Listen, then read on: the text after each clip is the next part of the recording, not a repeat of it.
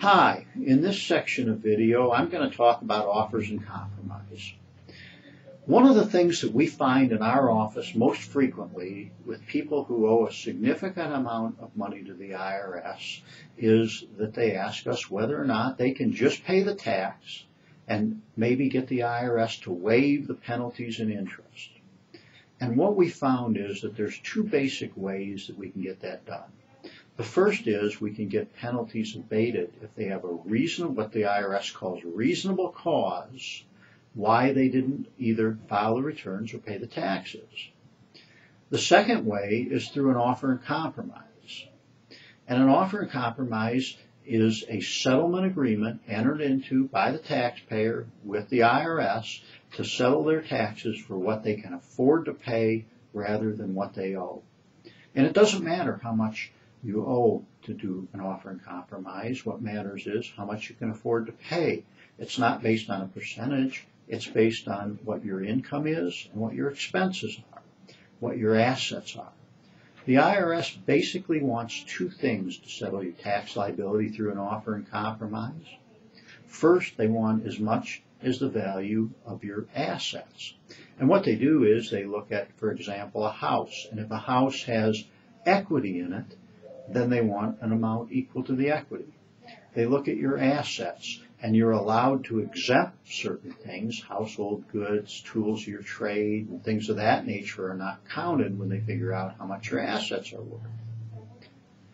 Secondly, they want as much as they believe they can get out of your income for the next 4 to 5 years, depending on how the offer is structured. And what they do is they look at how much your income is expected to be. They have certain amounts that are allowed for living expenses, some geographic. For example, housing allowances are based on where you live. For example, if you live in New York City, they're going to allow you a lot more than if you live in a rural area that has a lower cost of living. So what happens is we file an offer and compromise with the IRS, and then after a period of waiting, they will negotiate with us.